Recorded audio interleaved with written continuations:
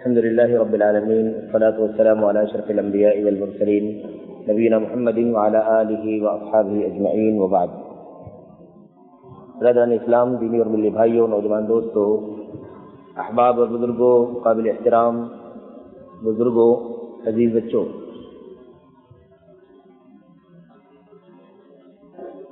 سب سے پہلے تو پچھلے ہفتوں میں بعض اسباب کی بنیاد پر جو غیر حاضری ہوئی اور یہ درس نہیں ہو سکا، اس کی معذرت چاہتا ہوں۔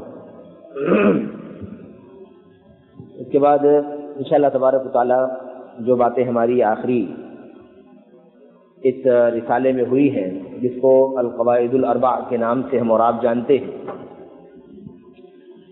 کہ 4 اہم اور بنیادی قواعد، جس سے صحیح توحید کیا ہے اور اس کی ضد شرک باللہ کیا ہے، اس بات کو مختلف انداز سے ہم اور آپ پڑھتے رہتے ہیں، لیکن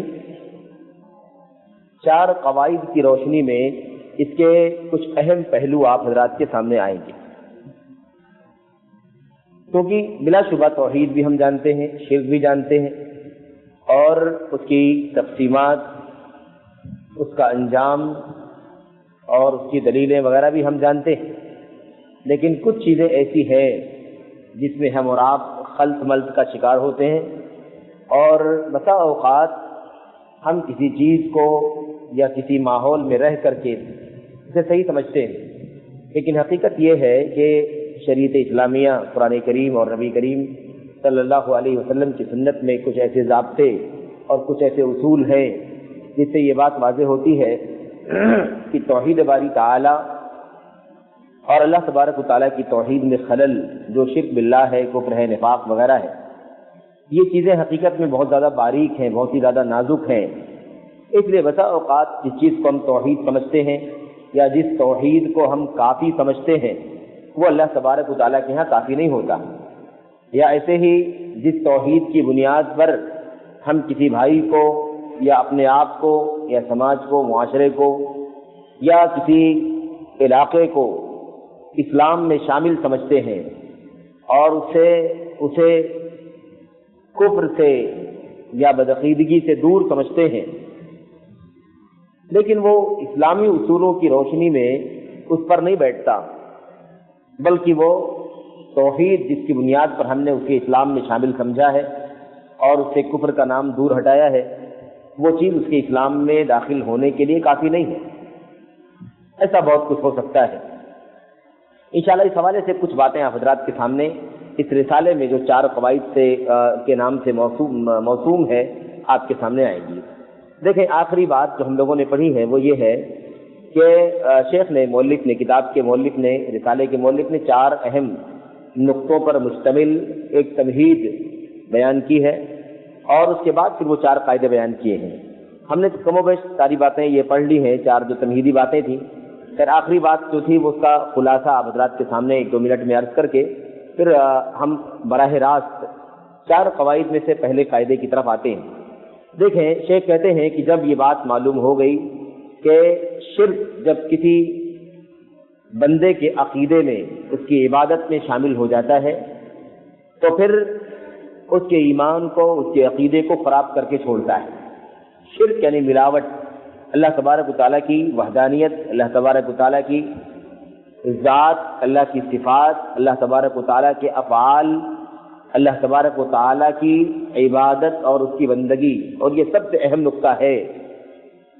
ان تمام چیزوں میں کسی بھی حیثیت سے کم یا زیادہ، چھوٹا یا بڑا، حقیر یا اونچا، کسی بھی طرح سے کسی کو بھی شریک ٹھہرایا جائے، اللہ تبارک و تعالیٰ کا حصے دار سمجھا جائے، تو یہ عقیدہ اتنا خطرناک ہے کہ انسان کا ایمان، انسان کا عقیدہ، انسان کی عبادت، بندگی، اس کی محنت، اس کی مشقت، اس کے فرائض، اس کے واجبات، اس کے نوافل، اس کی تسبیحات، اس کے نذر و نیاز، قربانی، جتنی بھی نیکیاں اس نے کیا ہوا ہے، ساری نیکیوں کو ملیا میٹ کر کے رکھ دیتا ہے۔ اتنا ڈینجر ہے اور اتنا زیادہ خطرناک ہے یہ۔ تو اب شیخ کہتے ہیں کہ جب یہ چیز معلوم پڑ گئی ہمیں، تو اب ہماری ذمہ داری کیا بنتی ہے؟ وہ یہ بنتی ہے کہ اتنا خطرناک مسئلہ ہے شرک کا، ملاوٹ کا اللہ تبارک و تعالیٰ کے حقوق میں، اللہ کے رائٹس میں. اس لیے شرک کی ڈیفینیشن، کیونکہ بہت سارے پہلو ہیں اللہ تبارک و تعالیٰ کی توحید کے، اس لیے شرک کی تعریف کیا کہتے ہیں، کیا کرتے ہیں علماء؟ کہتے ہیں اللہ تبارک و تعالیٰ کے حقوق میں جو بھی اللہ تبارک و تعالیٰ کا حق ہے، جو بھی اللہ تبارک و تعالیٰ کی خصوصیات ہیں، ان خصوصیات میں سے کسی خصوصیت کو اللہ کے سوا کسی اور کے بارے میں سمجھ لینا، مان لینا، یہ شرک. جو بھی خصوصیت اللہ ہے، یعنی وہ چیز جو اللہ ہی کر سکتا ہے، وہ جو اللہ ہی کے لیے ہے، وہ چیز جو اللہ ہی کے بس میں ہے، وہ چیز جو اللہ ہی کے شایان شان ہے، اسے اللہ کے سوا کے لیے اگر ہم نے سمجھ لیا تو یہی شرک. اب اس کو آپ دیکھ سکتے تفصیل کے ساتھ، یہ اس کا جامع نام ہے یا اس کی جامع تعریف ہے شرک باللہ کی. اب صفات کے پہلو پر جائیں، ناموں کے پہلو پر جائیں، اللہ کی ربوبیت کے پہلو پر جائیں، اللہ کی ذات کے پہلو پر جائیں، اللہ تبارک و تعالیٰ کی عبادت کے پہلو پر جائیں. پھر ان چیزوں کے اندر کتنی قسمیں ہیں عبادت کے پہلو، کتنی عبادتیں ہیں اللہ تبارک و تعالیٰ کی، ہے کہ نہیں؟ اللہ کی صفات کتنے صفات ہیں، اللہ تبارک و تعالیٰ کے افعال کا مسئلہ ہے، اللہ کیا کیا کرتا ہے. جو کام اللہ کرتا ہے وہ اللہ ہی کے لیے ہم ثابت کریں، اللہ کی سوا کے لیے اگر ہم نے ثابت کیا تو یہ شرک ہو گیا ربوبیت کے اندر. عبادت جتنی بھی ہو سکتی ہے وہ اللہ تبارک و تعالیٰ ہی کے لیے لائق و زیبا ہے. اللہ کی سوا کے لیے اگر ہم نے ایک ذرہ بھی عبادت کا اگر ہم نے پھیرا اللہ کی سوا کے لیے تو اللہ تبارک و تعالیٰ کی ذات میں صرف یہ اللہ تبارک و تعالیٰ کی عبودیت میں، اس کی الوہیت میں شرک ہے، ملاوٹ ہے. اور یہ اتنا خطرناک ہے کہ انسان کے فرائض نوافل لا يقبل اللہ منہ صرفا ولا عدلا، اللہ تبارک و تعالیٰ فرض نفل چھوٹا بڑا کچھ بھی قبول نہیں کرے گا. اتنا خطرناک مسئلہ. اب اتنا خطرناک ہے تو ہمیں یہ دیکھنا ہے کہ بعض جگہوں پر ہماری سوچ، ہماری فکر ایسی ہوتی ہے کہ ہم اور آپ اپنے آپ کو پکا عقیدے والا سمجھتے ہیں، پکی توحید والا سمجھتے ہیں، صحیح سالم ایمان والا سمجھتے ہیں، لیکن ایک سوچ کے خلل کی وجہ سے ایسا اندیشہ ہوتا ہے کہ کہیں ہمارے ایمان، ہمارے عقائد، ہماری عبادات، ہماری بندگی، ہماری کوششیں، ہماری محنتیں، ہمارے فرائض واجبات نوافل جو کچھ بھی ہم کر سکتے ہیں کرتے ہیں، اور غلط فہمی کی وجہ سے وہ ساری چیزیں ویسٹ ہو جاتی ہیں، ضائع ہو جاتی ہیں. اس لیے یہ قاعدے ضروری ہیں. شیخ کہتے ہیں کہ اسی لیے یہ قاعدے جاننا ضروری ہے. جو توحید اور شرک سے متعلق کچھ قاعدے ہیں، ان قاعدوں کو، ان پرنسپلز کو، اصولوں کو جاننا ضروری ہے، کیونکہ اس کے بغیر بہت ساری غلط فہمیاں ہو رہی ہیں، ہو چکی ہیں، اور آج مستقبل میں بھی اگر اسے سمجھا نہ گیا تو وہ غلطیاں ہوتی رہیں گی، دہرائی جاتی رہیں گی. اس لیے یہ 4 قاعدے جاننا ضروری ہے. تو شیخ کہتے ہیں کہ یہ چیز کہ شرک اتنا خطرناک ہے، اور اس کی خطرناکی کے بارے میں اللہ تبارک و تعالیٰ کے کلام کی آیتیں، اللہ کے نبی کی حدیثیں جو ہم اور آپ اکثر پڑھتے ہیں، جانتے ہیں کہ اللہ تبارک و تعالیٰ معاف نہیں کرے گا. نجات توحید خالص کے بغیر کسی بندے کی ممکن نہیں ہے. کسی بھی طرح کی ملاوٹ ہو، اب ملاوٹ اگر ہو گئی تو چاہے اعلیٰ ہو یا ادنا ہو، معمولی ہو یا اونچا سے اونچا ہو، یہ ملاوٹ کا جرم اللہ تبارک و تعالیٰ معاف نہیں کرے گا. ہم ادنا انسان ہیں، ہم بھی ایک جرم کریں گے تو اللہ معاف نہیں کرے گا. اور اللہ تبارک و تعالیٰ نے معصوم بنائے ہیں انبیاء علیہ الصلوۃ والسلام کو، لیکن اگر فرض کر لو کہ نبیوں سے بھی یہ جرم ہو جائے تو اللہ تبارک و تعالیٰ ان کو بھی معاف نہیں کرے گا. ان کا مقام، ان کا پوسٹ، ان کا اسٹیٹس، ان کا منصب، ان کی تہجدات، ان کے فرائض واجبات، ان کے تہجد، یہ کچھ بھی اللہ تبارک و تعالیٰ کے یہاں کام نہیں آئے گا. تو چاہے ادنا سے ادنا یہ جرم کرے یا اعلیٰ سے اعلیٰ یہ جرم کرے، اللہ تبارک و تعالیٰ کے یہاں دونوں برابر ہیں.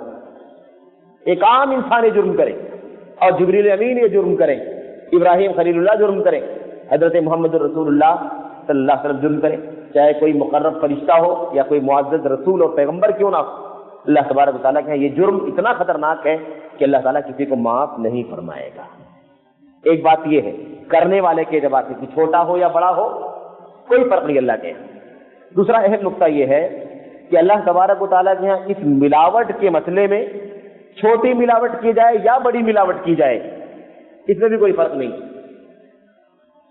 یعنی اللہ تبارک و تعالیٰ کی ذات میں، اس کی صفات میں، اس کی خصوصیات میں کسی کو اگر شریک ٹھہرایا گیا تو وہ کس کو شریک ٹھہرایا جا رہا ہے، وہ معمولی ہو یا اونچا سے اونچا ہو، اللہ تبارک و تعالیٰ اس کا کوئی فرق نہیں کرتا. کوئی مچھر کے پر کو اللہ تبارک و تعالیٰ کا شریک بنا دے، کسی مکھی میں کوئی پاور سمجھے کہ مکھی یہ کام کر سکتی ہے، یا کہیں یہ سوچے، یہ عقیدہ رکھے کہ حضرت جبریل کسی کو اولاد دے سکتے ہیں، مثال کے طور پر محمد الرسول اللہ کسی کو اولاد دے سکتے ہیں، وہ بارش برسا سکتے ہیں، وہ شفا دے سکتے ہیں، تو چاہے یہ کسی ادنا کے بارے میں عقیدہ رکھا جائے یا اعلیٰ کے بارے میں رکھا جائے، اس میں بھی کوئی فرق نہیں۔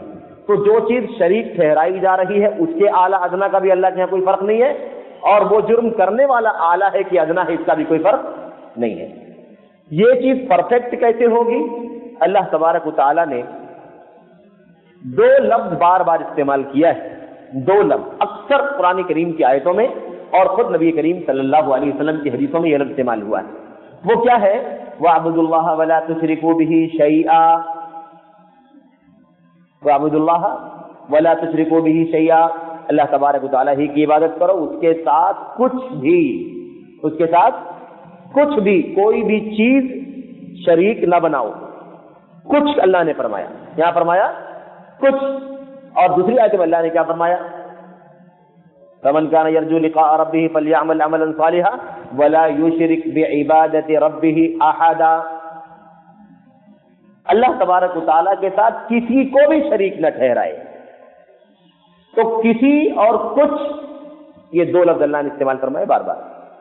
یہ وہ نقطہ ہے جس سے اللہ تبارک و تعالیٰ کی جو حقیقی توحید ہے وہ سمجھ میں آ سکتی، جس کو توحید خالص کہتے، بغیر کسی ملاوٹ کی، بغیر کسی آمیزش کی، بغیر کسی مکسنگ کی، بغیر کسی کمی بیشی کے، جیسی توحید اللہ تبارک و تعالیٰ کے یہاں نجات کا سبب اور ذریعہ بن سکتی ہے، وہ توحید کون سی ہوگی؟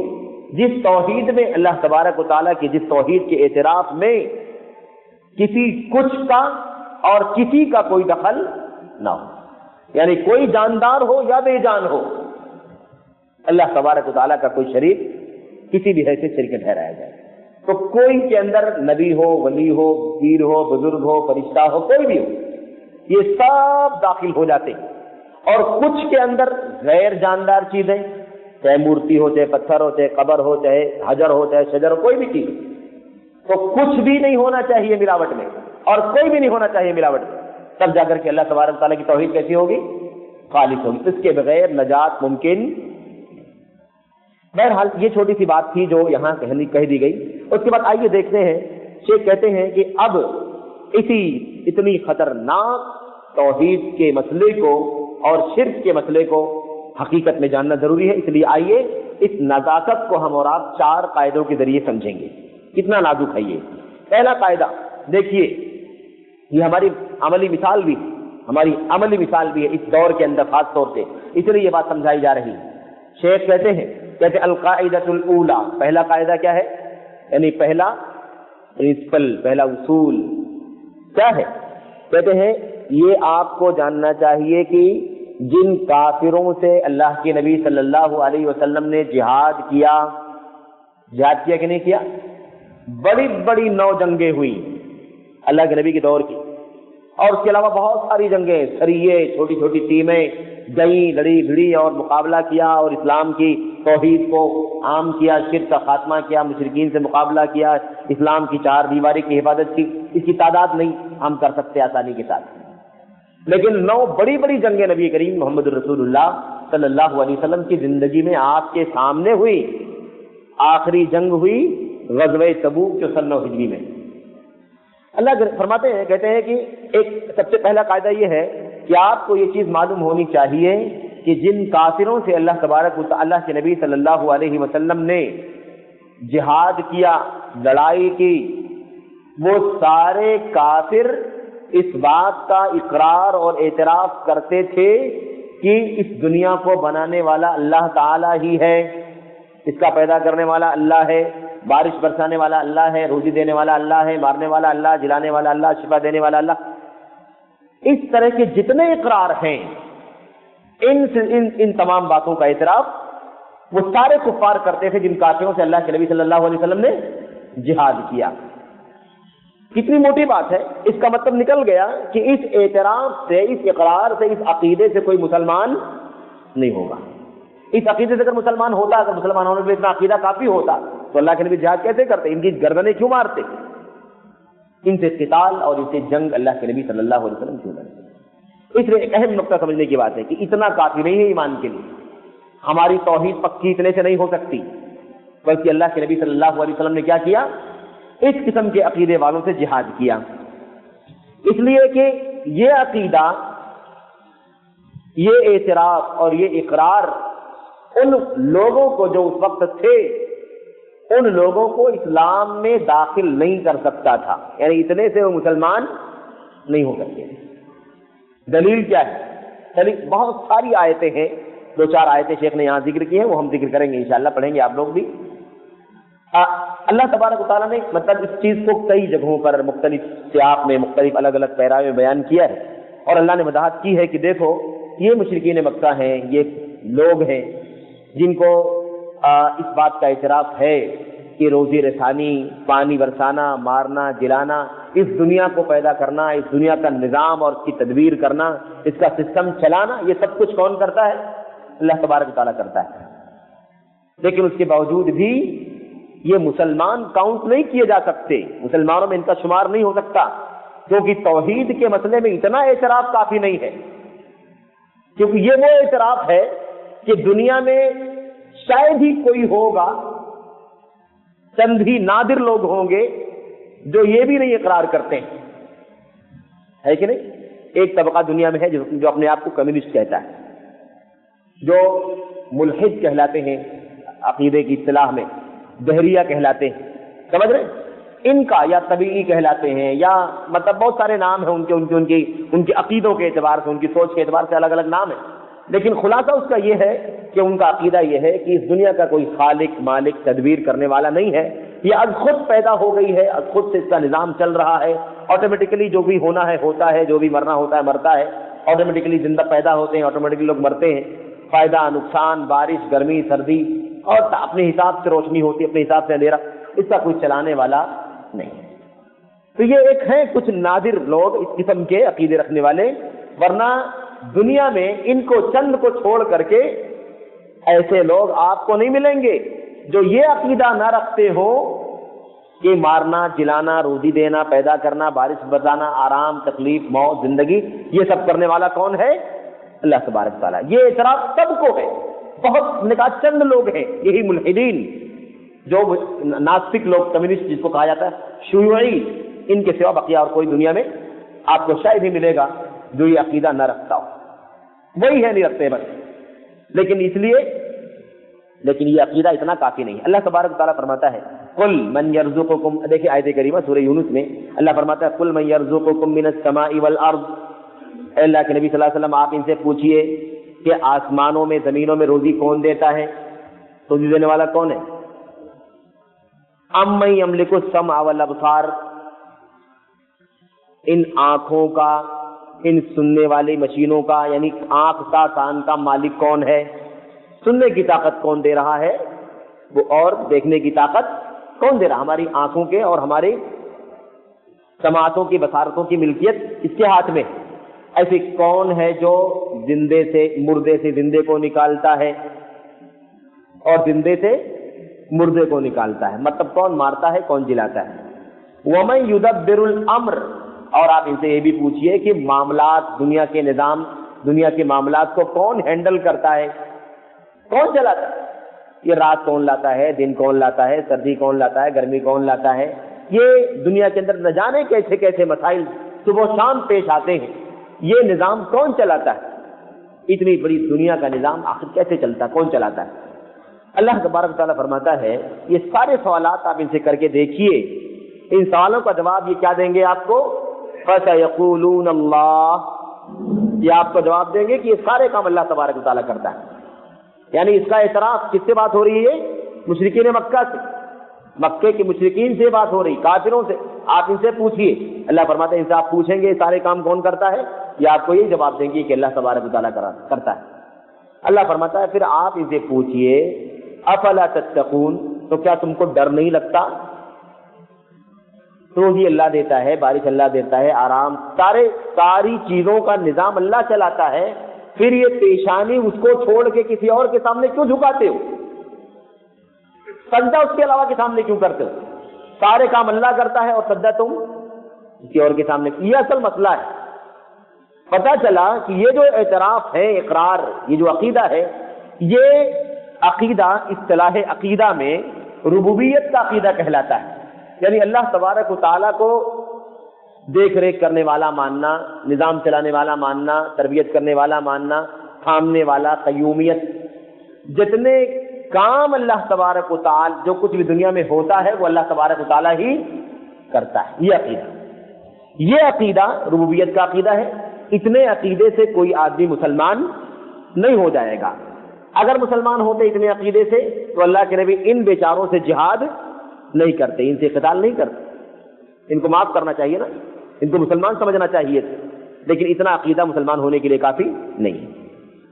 تو پتہ چلا کہ یہ سارے عقیدے بھی رکھتے ہیں. ایسے ہی یہ مسئلہ اہم ہے. اب دیکھنا یہ ہے کہ آخر کیا مسئلہ ہے. یہ جو آخری ٹکڑا ہے نا، قل افلا تتقون، آپ ان سے پوچھیں کہ کیا تمہیں ڈر نہیں لگتا؟ کیا تم اپنے اور اللہ کے عذاب کے بیچ میں رکاوٹ کھڑی نہیں کرنا چاہتے؟ کیا تم اللہ کے عذاب سے بچنا نہیں چاہتے؟ یعنی اتنی بات سمجھ میں نہیں آتی کہ یہ ساری چیزیں اللہ تبارک و تعالیٰ ہی کرتا ہے اور تم اس کا اعتراف کرتے ہو، تم اس کا اقرار کرتے ہو، تم مانتے ہو، تسلیم کرتے ہو. تو پھر آخر جب عبادت کا مسئلہ آتا ہے، رکوع کا، سجدے کا، سمجھ رہے ہیں، قیام کا، اس کے علاوہ نظر و نیاز کا، قربانی کا اور دیگر تمام چیزیں جو اس وقت مکے میں عقیدے اور عبادت کے نام پر تصور کی جاتی تھی. بقیہ نماز وغیرہ کا جو مسئلہ ہے وہ تو ظاہر سی بات ہے کہ اس کے احکام بعد میں مکہ میں، مدینہ میں نازل ہوئے یا آخری ایام میں، سمجھ رہے ہیں. تو اللہ تبارک و تعالیٰ نے یہ بات کھول کر کے بیان فرمائی ہے کہ اتنا عقیدہ یہ مسلمان ہونے کے لیے کافی نہیں ہے. اب آپ دیکھیے آئی نا بات کہ توحید اور شرک کے مسئلے کو سمجھنے کے لیے کچھ قاعدے کو جاننا ضروری ہے. اب کتنے ایسے لوگ ہیں، خاص طور سے علم کلام والے صوفیہ حضرات، ان کا عقیدہ کیا ہے؟ اللہ خالق ہے، اللہ مالک ہے، اللہ رازق ہے، اللہ مدبر ہے، اللہ شافی ہے، وغیرہ وغیرہ. مسلمان ہیں الحمدللہ، کافی مسئلہ نہیں ہے.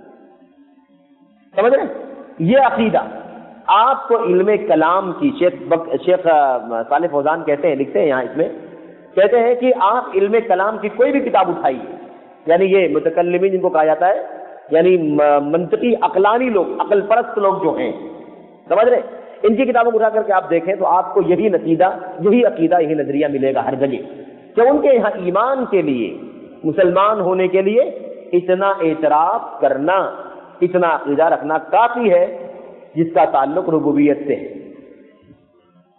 جبکہ اللہ تبارک و تعالیٰ نے بے شمار انبیاء کو، بے شمار اس لیے کہتا ہوں کیونکہ تعداد کے بارے میں کوئی صحیح بات نہیں معلوم ہے، ویسے وہ روایت بھی بعض علماء نے صحیح قرار دیا ہے جس میں 1,24,000 نبیوں کا ذکر ہے. لیکن اس کے علاوہ مطلب اگر وہ روایت صحیح نہیں ہے تو اللہ تعالیٰ جانتا ہے کتنے انبیاء اور رسول دنیا میں آئے. سمجھ رہے ہیں؟ اتنے نبیوں کو بھیجنے کا، اور اس کے بعد کئی ایک کتابیں اتاری گئی جن میں سے ہم 3-4 کتابوں کا نام جانتے ہیں، تورات ہے، زبور ہے، انجیل ہے کہ نہیں، اور ایسے قرآن کریم ہے، اور دیگر بہت سارے صحیفے اترے انبیاء کرام علیہ السلام کے اوپر. ان کتابوں کے اتارنے کا اور ان ان گنت رسولوں کے بھیجنے کا، اور ایسے ہی ان انبیاء علیہ السلام نے اور ان پر ایمان لانے والوں نے جو بہت سارے لوگوں سے جہاد کرنے کے نتیجے میں اپنے بہت سارے ایمان والے لوگوں کو گنوایا، یعنی ان کی جانیں گئیں، قربان ہوئے، شہادت کا جام نوش کیا انہوں نے، بچے یتیم ہو گئے، عورتیں بیوہ ہو گئیں. یہ سارا مسئلہ جو کچھ ہوا وہ کیا اسی اعتراف کے لیے تھا؟ کیا اتنے کے لیے تھا؟ اگر اتنے کے لیے تھا تو اتنا تو کفار مکہ، مشرکین مکہ مانتے ہی. اس کا مطلب ہے کہ معاملہ یہ نہیں تھا. سارا جو جھگڑا تھا وہ اس پیشانی کے ٹیکنے کا تھا کہ عبادت کس کی ہونی چاہیے. اور یہ تو ایک آیت کریمہ ہم نے پڑھی، مطلب بہت ساری آیتیں قرآن کریم بھری پڑی ہوئی سورہ مومنون کے اندر اور دیگر کتابوں، دیگر صورتوں کے اندر. اللہ تبارک بڑے اچھوتے انداز میں ایک ایک چیز کو گنا گنا کر کے، مثالیں دے کر کے اللہ تبارک تعالیٰ نے بیان فرمایا کہ ان کے یہاں مسئلہ عجیب و غریب ہے، اتنا زیادہ سطحی سوچ کے مالک ہے، اتنی بات ان کی سمجھ میں نہیں آتی کہ جب کشتی میں یہ سوار ہوتے ہیں اور سامان لے کر کے، بڑے بڑے سامان منتقل کرتے ہیں یا خود سواریاں کرتے ہیں، اور جب موسم کے دباؤ کی وجہ سے ان کی کشتیاں ڈوبنے لگتی ہیں یا بھنور میں ہو جاتی ہیں یا اندیشے ہلاکت کے اندیشے ہونے لگتے ہیں، تب یہ ایسے نازک موقع پر اللہ تبارک و تعالیٰ کو پکارتے ہیں، اللہ کو بلاتے ہیں اور یہ عقیدہ رکھتے ہیں کہ اس مصیبت سے نجات دینے والا کون ہے؟ اللہ تبارک و تعالیٰ۔ ہماری کشتی ساحل پر اللہ تبارک و تعالیٰ ہی لگا سکتا ہے، اس کے سوا کوئی اور نہیں لگا سکتا۔ وہ سارے معبودان لات، منات، عزا، ہبل ہے کہ نہیں، اور دیگر بہت سارے چھوٹے چھوٹے جو تھے گلیوں میں، کنبوں میں، قبیلوں میں، گھروں میں، اور یہ تو بڑا خطرناک مسئلہ تھا نا، انگنت تھے کہ نہیں تھے؟ یہ انگنت تھے۔ مجھے یاد آتا ہے حضرت اس کا واقعہ ہے، تابعی ہے، بہرحال تابعی رسول ہے، بیان کرتے ہیں کہ زمانے جاہلیت میں یہ حالت تھی ہماری کہ ہم لوگ جب سفر کے لیے نکلتے تھے تو 4 پتھر تھیلے میں رکھ لیتے تھے، 4 پتھر اپنے تھیلی میں، جو بھی جھولا ہوتا تھا سفر میں نکلنے کے لیے، جیسے بیگ وغیرہ ہم لے جاتے تو وہ اپنے تھیلے میں 4 پتھر رکھتے تھے۔ 4 پتھر کس لیے؟ 3 پتھر تو چولہا جلانے کے لیے، 3 پتھر یوں رکھیں گے، ٹھیک ہے، اور اس پر ہانڈی چڑھائیں گے کھانا پکانے کے لیے، اور 1 پتھر پوجنے کے لیے، عبادت کرنے کے لیے کا یہ ہماری حالت ہے۔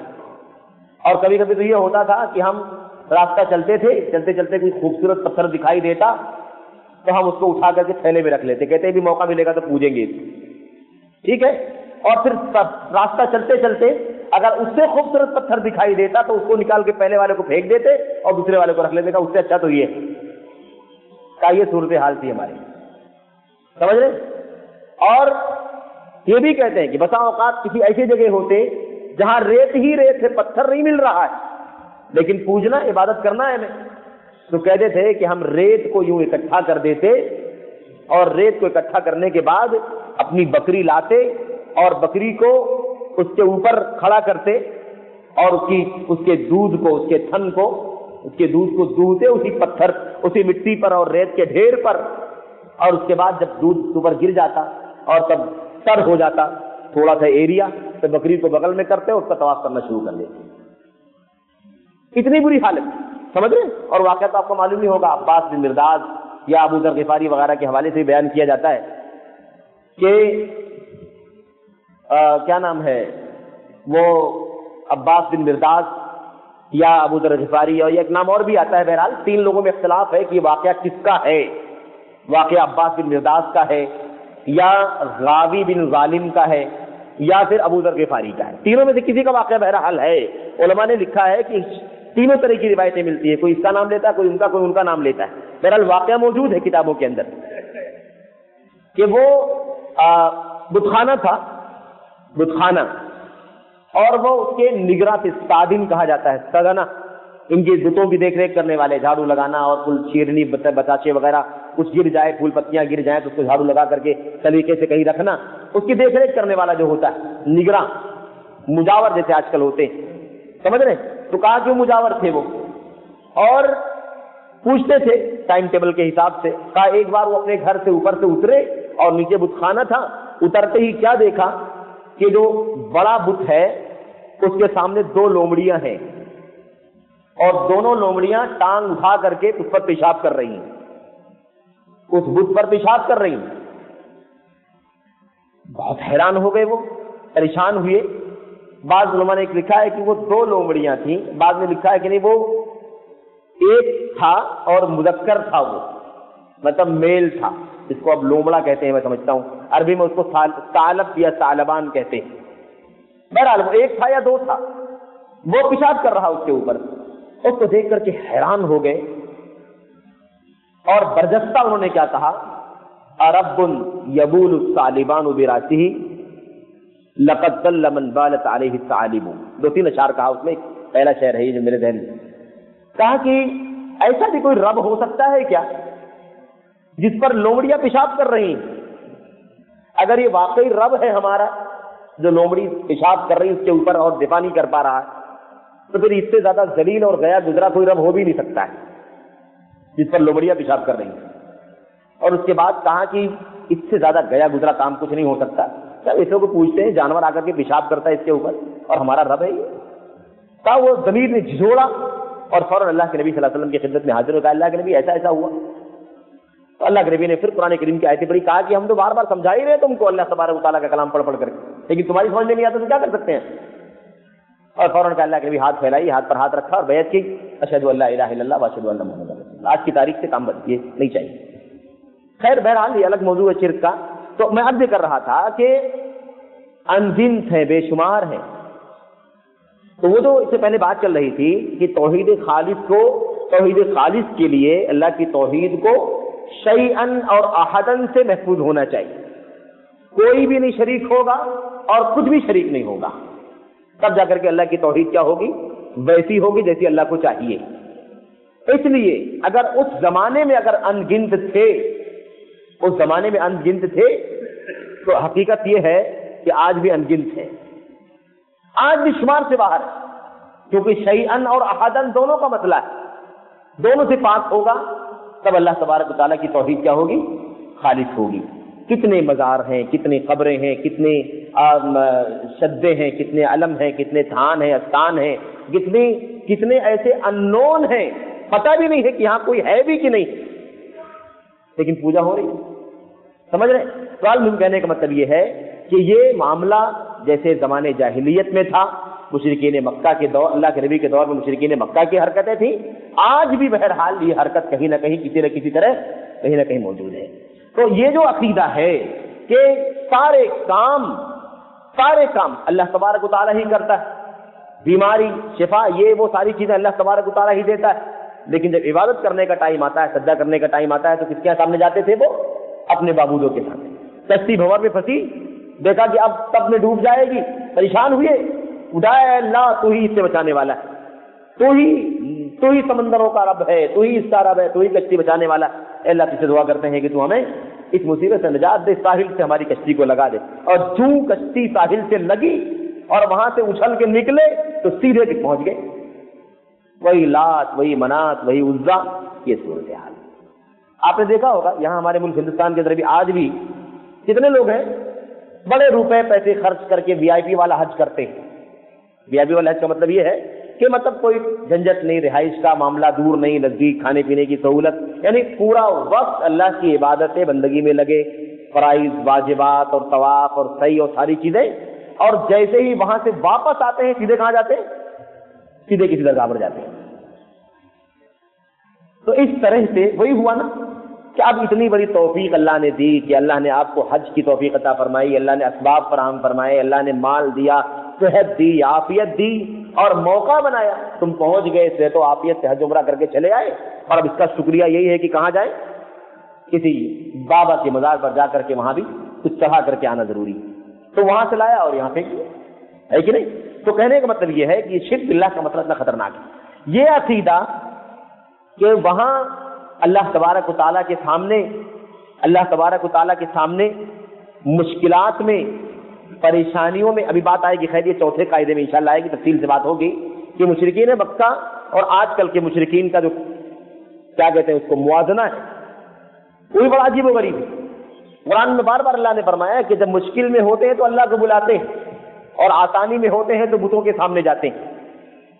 آج کل کے مشرکین اتنے گئے گزرے ہیں کہ آسانی پریشانی دونوں حالت میں کس کے سامنے جاتے ہیں, بزرگوں ہی کے سامنے جاتے ہیں. تو اس زمانے کے مشرکین آج کے مشرکین سے اچھے ہوئے کہ نہیں ہوئے, آج کے مشرکین اس زمانے کے مشرکین سے بدتر ہوئے کہ نہیں ہوئے. ہر حال میں آسانی ہوگی, پریشانی ہر صورت میں اللہ کی سوا. خیر, تو یہ ایک قاعدہ, پہلا اہم اور بنیادی قاعدہ تھا کہ ربوبیت کا مسئلہ نہیں ہے. ربوبیت کا اعتراف تو مشرکین مکہ بھی کیا کرتے تھے. یہ مسلمان ہونے کے لیے کافی نہیں ہے, جنت میں جانے کے لیے کافی نہیں, یہ کفر سے باہر نکالنے کے لیے کافی نہیں ہے. اصل جو جھگڑا تھا وہ عبادت کا تھا, سر ٹیکنے کا تھا. اللہ تبارک و تعالیٰ کے سوا کسی کے لیے عبادت کا کوئی بھی چھوٹا بڑا کام نہ کیا جائے. عبادت کا پورا مستحق اللہ تبارک و تعالیٰ کی, یہ اصل جھگڑا تھا. تو اس لیے یہ اصل مسئلہ ہے, یہ اصل نقطہ ہے. اس لیے اس سے شرک باقی رہتا ہے, شرک جاتا نہیں ہے. اگر عبادت اللہ تبارک و تعالیٰ کی نہ کی جائے تو اس اعتراف سے انسان مشرک کے دائرے سے باہر نہیں نکلتا ہے. اب اللہ کی توحید کا مسئلہ, اللہ کی توحید عبادت کا مسئلہ اللہ نے اب فرمایا. قرآن کریم کی آیتیں اٹھا کر کے دیکھو, قرآن کریم کیا ہے؟ اللہ نے فرمایا ہے کہ ہم نے تم کو جو دنیا میں بھیجا ہے، پیدا کیا ہے، کہ لوگ مرتے ہیں، لوگ بچے پیدا ہوتے ہیں، پھر پلتے بڑھتے ہیں، جوان ہوتے ہیں، بوڑھے ہوتے ہیں، پھر مر جاتے ہیں، دوسری نسل آتی، یہ جو پورا نظام چل رہا ہے موت و زندگی کا، اور دنیا میں جانشینی کا بن بائی بن، ایک طبقہ جائے گا، دوسرا آئے گا، وہ جائے گا، پھر دوسرا آئے گا، یہ سلسلہ چل رہا ہے۔ اس کا مقصد صرف اور صرف یہ ہے کہ اس دنیا میں میرے سامنے میری عبادت کی جائے، میری پوجا کی جائے۔ پوجا اس معنی میں کہ پوجا بولا جاتا ہے، ورنہ پوجا شرکیہ عقیدے کے اندر آتا ہے، لیکن چونکہ عام بول چال میں اردو میں استعمال ہے عبادت کے معنی میں کہنا چاہتا ہوں عبادت ہی کے مقصد کے لیے اللہ تبارک و تعالیٰ نے پیدا کی۔ تو ہماری آپ کی پیدائش یہ دنیا کے بنانے کا مقصد، یہ اللہ نے کیا فرمایا؟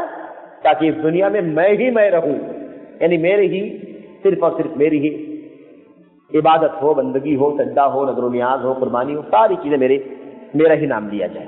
اسی توحید کو بپا کرنے کے لیے اللہ تبارک و تعالیٰ نے اس دنیا کو بنایا، اسی کے لیے رسول بھیجے، اسی لیے جتنے رسول بھیجے سب کا مین کام اللہ نے یہ بتلایا کہ دیکھو تمہارا یہی مین کام ہے، تم کو یہ نہیں سمجھانا ہے کہ اللہ روزی دیتا ہے، اللہ بارش اتارتا ہے، اللہ یہ کرتا ہے، یہ اصل سمجھانا نہیں ہے۔ اس کو بیان کر کے تم کو یہ سمجھانا ہے کہ جب سارے کام یہ اللہ تبارک و تعالیٰ کرتا ہے تو تم سجدہ کسی اور کا کیوں کرتے ہو، عبادت اللہ کے سوا کی کیوں کرتے؟ اس کو کہا جاتا ہے عربی عقیدے کی اصطلاح میں ربوبیت سے الوہیت پر استدلال کرنا، ربوبیت کے عقیدے اور اس کے اعتراف کو بیان کر کے الوہیت ثابت کرنا، کہ جب ربوبیت کو مانتے ہو تو الوہیت کیوں نہیں مانتے؟ جب یہ مانتے ہو کہ سب کچھ دینے والا اللہ ہے تو پھر یہ کیوں نہیں تسلیم کرتے کہ عبادت بھی اسی کی ہونی چاہیے، کسی اور کی عبادت نہیں ہونی چاہیے؟ اس کو کہتے ہیں الاستدلال بالربوبیہ علی الالوہیہ، ربوبیت کے ذریعے سے الوہیت ثابت کرنے کے لیے دلیل پیش کرنا۔ خیر، تو اللہ نے ہماری اور آپ کی پیدائش کی دنیا کا وجود اللہ نے کس نے کیا ہے؟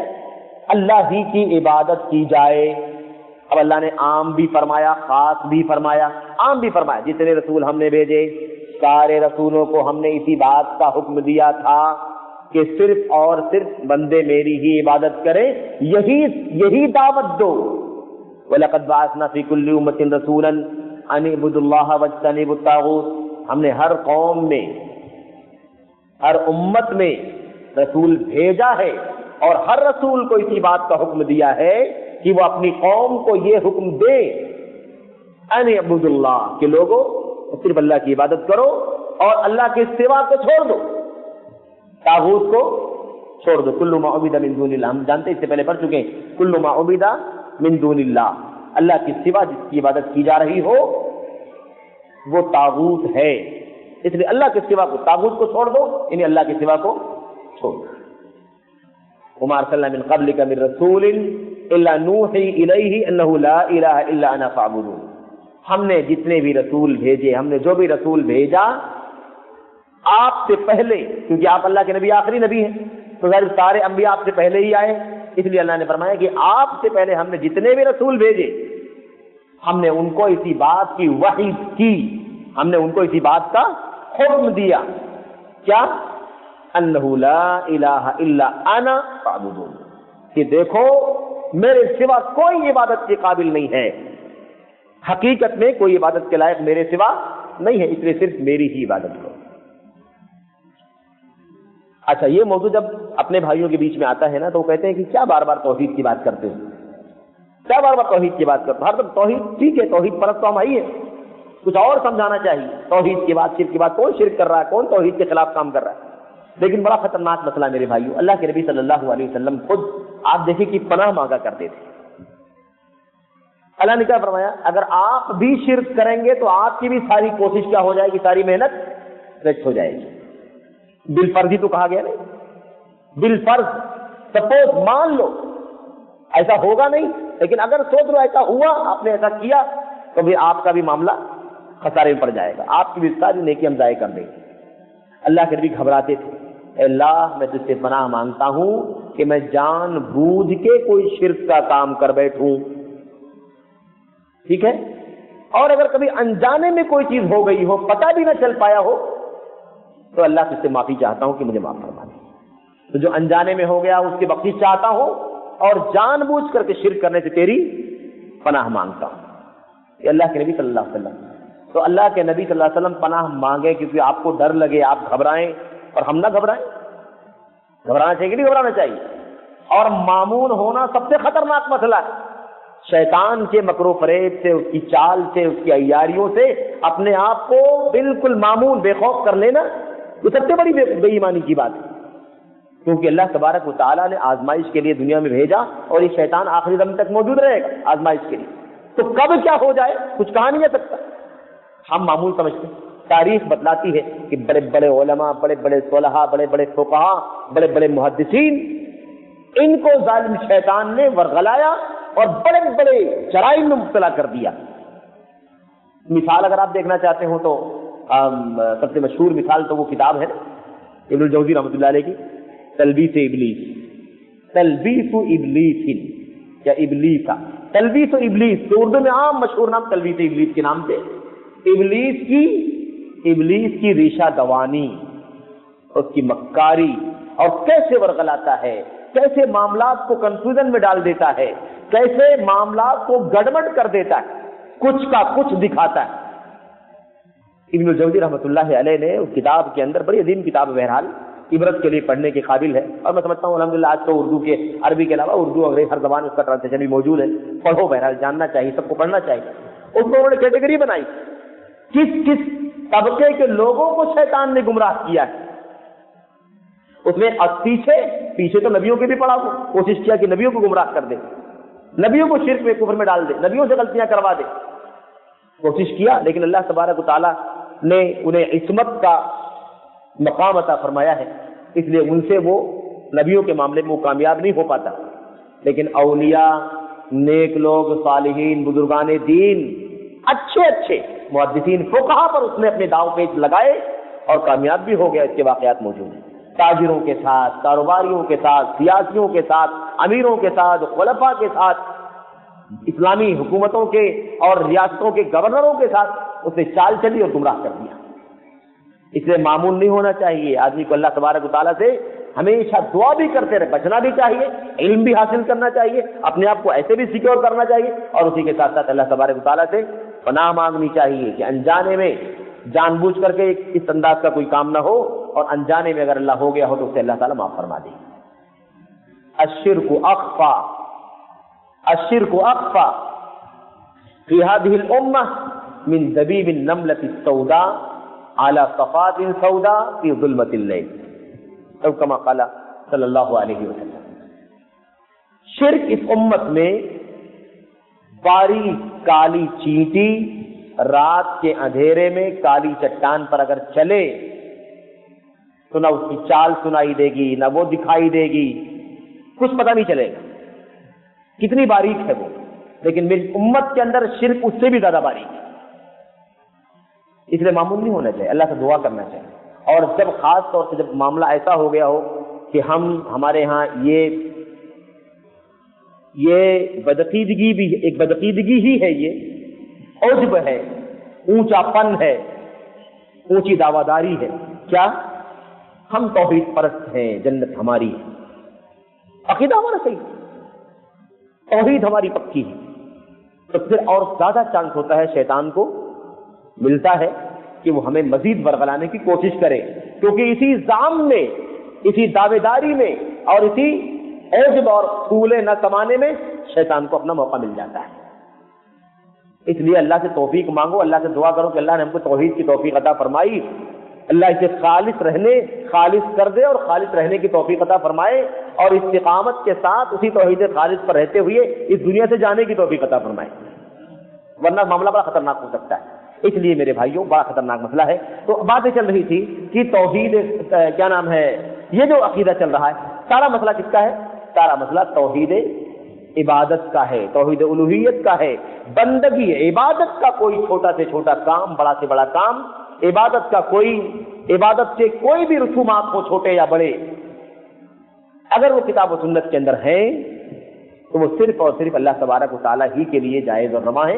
اس کے سوا یہ کام کسی اور کے لیے نہیں ہونا چاہیے. اصل جھگڑا اس مسئلے کا ہے. جب تک یہ توحید صحیح نہیں ہوگی تب تک یہ تلوار نہیں ہٹے گی گردن سے. سمجھ رہے نا؟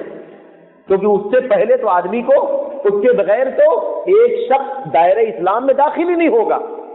اس اقرار سے جو ربوبیت کا اقرار ہے، بارش برسانے کا، روزی دینے کا، فلاں کا فلاں کا فلاں کا، ان اقرارات اور ان اعترافات سے مسلمان نہیں ہوگا انسان، جب تک کہ یہ مسئلہ جو سب سے اہم اور نازک ہے، جو پوری دنیا کی امتوں میں ہمیشہ اختلاف کا سبب بنا رہا، یعنی یہی جھگڑا ہر امت کے اندر رہا، اسی کو سمجھانے بجھانے کے لیے اللہ تبارک و تعالیٰ کے نہ جانے کتنے انبیاء آئے، کتابیں آئیں، جنگیں لڑی گئی، مسائل کھڑے ہوئے، اسی سے آپس میں دراریں پیدا ہوئی، باپ بیٹے سے، بیٹا باپ سے، میاں بیوی، جو اختلافات جو کچھ بھی ہوئے وہ اسی توحید کے صحیح نہ ہونے کی وجہ سے ہوئے.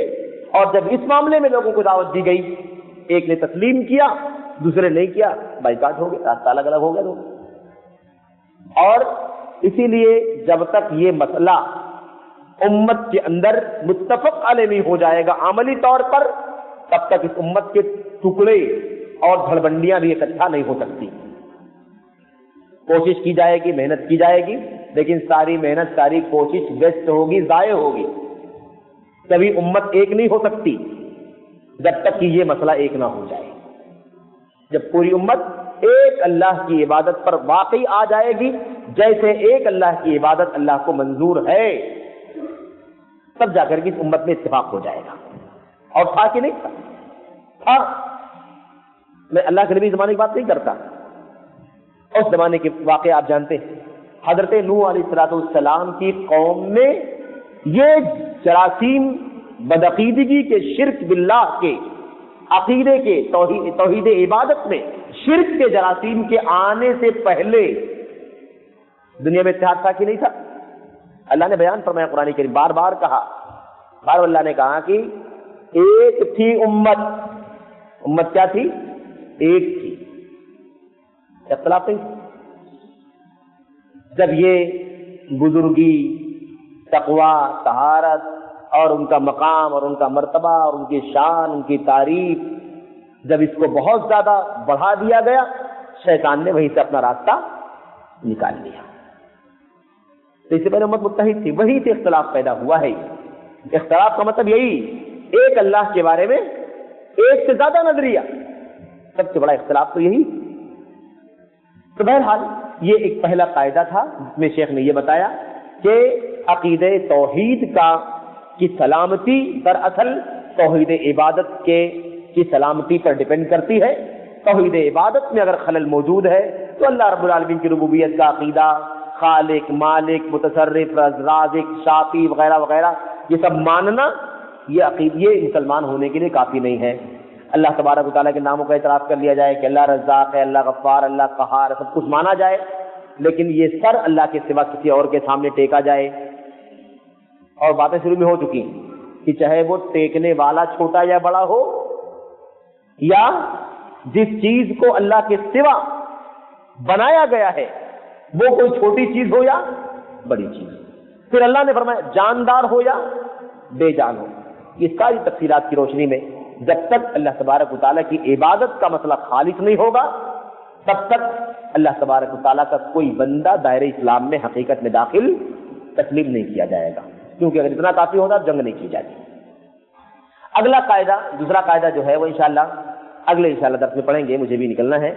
تو دوسرا قاعدہ جو ہے وہ بھی بڑا اہم ہے، اور اس کا معاملہ تو اس وقت دنیا میں اور زیادہ ہے. جی بولیے.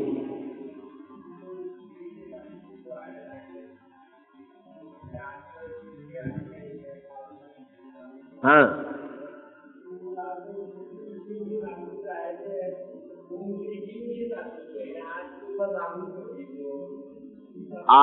آج کل کا دخل نہیں ہے، اس عقیدے، اس نظریے کا دخل ہے. قرآن اسی زمانے کے لیے تھا کہ آج کے لیے بھی ہے. یہ قرآن مشرکین مکہ ہی کے لیے اترا تھا یا قیامت تک کے لیے اترا ہے؟ تو پھر یہ کس نے حق دیا کہ آپ کہو کہ مشرکین مکہ ہی کے لیے؟ مشرکین مکہ کا جو عقیدہ تھا، اس عقیدے پر اللہ نے ٹوکا، سمجھایا، نصیحت کیا، الگ الگ انداز میں ان کو ان کے دلوں میں بٹھانے کی کوشش ہوئی کہ نہیں ہوئی؟ اب اگر آج وہی شرک، وہی بدعقیدگی اگر امت کے اندر موجود ہو تو وہی آیتیں آج بھی نصیحت کے لیے پیش کی جائیں گی، کیونکہ قرآن قیامت تک کے لیے. تو ان کا یہ کہنا غلط ہے. کوئی بھی یہ بات کہتا ہو کہ مشرکین مکہ کے لیے ہے، مشرکین مکہ کے لیے نہیں ہے۔ مشرکین مکہ ہو یا مشرکین شام ہو یا مشرکین غیر عرب ہو، مشرکین ہندوستان ہو، کوئی بھی مشرکین ہو، مشرکین کا جو شرکیہ عقیدہ ہے اس کے لیے اللہ کے کلام کی آیتیں۔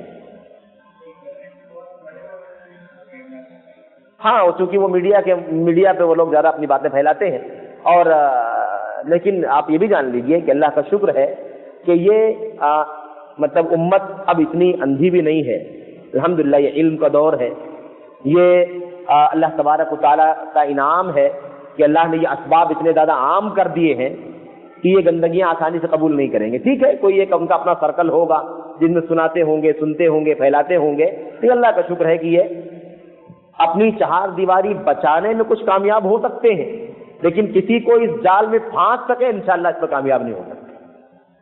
سمجھ رہے ہیں؟ تو یہ کوشش جو چلتی ہے وہ اسی لیے چلتی ہے کہ تاکہ ہمارے لوگ یہاں وہاں نہ چلے جائیں۔ تو یہ شرک کے دعات ہیں، سمجھ رہے ہیں، جو اس طرح کی بات کرتے ہیں کہ یہ آیتیں یا اس معنی کی جو حدیثیں ہیں وہ اس مشرکین مکہ کے پس منظر کی ہیں جو مکہ مکرمہ کے اندر، مکہ کے اندر اس وقت تھے جب اللہ کے نبی دنیا میں بھیجے گئے، بت پرست تھے وغیرہ وغیرہ، بت پرستوں کے لیے ہیں۔ اور انشاءاللہ ابھی جو آپ بات کہہ رہے ہیں نا، اس سلسلے میں جو بھی 2-3 قاعدے اور آ رہے ہیں وہ قاعدے اور کلیئر کریں گے، اور زیادہ اس سے وضاحت ہوگی، اور یہ بات اور زیادہ صاف ہو جائے گی کہ یہ نظریہ کہ خیر بات آنے ہی والی ہے، میں تفصیل میں نہیں جاتا لیکن اشارہ خالی کرتا ہوں کہ ابھی بات آئی نا اس کے اندر کہ اللہ کے نبی نے جہاد کیا اس وقت کے مشرکین مکہ سے، جو اس کا اعتراف بھی کرتے تھے کہ اللہ رازق ہے وغیرہ وغیرہ۔ ٹھیک ہے، اب وہ اللہ کے نبی نے جن سے جہاد کیا، جن سے قتال کیا، اس میں اللہ کے نبی نے یہ بھی فرق نہیں کیا کہ اللہ کو چھوڑ کر کے ستاروں کی پوجا کرتے ہیں، چاند کی پوجا کرتے ہیں، سورج کی پوجا کرتے ہیں، عیسیٰ علیہ السلام کی پوجا کرتے ہیں، کسی استھان پر جھکتے ہیں۔ اللہ کے نبی نے اس کا بھی فرق کیا، اللہ کے نبی نے اس کی بھی کوئی تفریق نہیں کی، اللہ کے نبی نے سب سے یکساں جہاد کیا۔ تو اس سے معلوم پڑتا ہے شرک کی کوئی بھی کیٹیگری ہو، کوئی بھی شکل ہو، اس کے چینج ہونے سے کوئی فرق نہیں پڑتا۔ اگر کوئی یہ کہتا ہے کہ یہ آیتیں ان لوگوں کے لیے ہے جو یوں مورتی بنا کر کے پوجتے تھے جیسے آج مندروں میں ہے، یہ آیتیں انہی کے لیے ہیں، تو ان کو بتاؤ کہ اللہ کے نبی نے خالی انہی سے جہاد نہیں کیا ہے۔ شرک کا کوئی بھی قسم ہو، شرک کی کوئی بھی طریقہ ہو، کوئی بھی شکل ہو اس کی شرک کی، شرک جیسا بھی ہو، اللہ کے نبی نے بلا تفریق سب سے کیا کیا ہے؟ سب سے جہاد کیا ہے۔ اور اللہ کے کلام میں، اللہ کے نبی کی سنت میں سب کو اسلام سے باہر سمجھا گیا ہے، چاہے کوئی قبر پوجے تب بھی باہر، کوئی زندہ پوجے تب بھی باہر، کوئی کھڑا پوجے تب بھی، پڑا پوجے تب بھی، ہر صورت میں چاند ستارے کوئی فرق نہیں۔ اللہ کے نبی صلی اللہ علیہ وسلم نے اور خود قرآن کے سب کی آیتیں موجود ہیں کہ اس زمانے میں آگ کی، ستارے کی پوجا کرنے والے، آگ کی پوجا کرنے والے، سورج کی پوجا کرنے والے، حضرت عیسیٰ کی پوجا کرنے والے، حضرت فرشتوں کی پوجا کرنے والے، جنوں کی پوجا کرنے والے، سب قسم کے مشرکین موجود تھے۔ اللہ نے سب کو ایک کیٹیگری میں رکھا، تو اس سے فرق نہیں پڑتا ہے۔ اگر یہ آیت اس زمانے میں ان کے لیے، تو اللہ کے نبی نے سب سے جہاد کیا۔ اللہ تبارک تعالیٰ سمجھ کی توفیق عطا فرمائے، آمین رب العالمین۔ السلام علیکم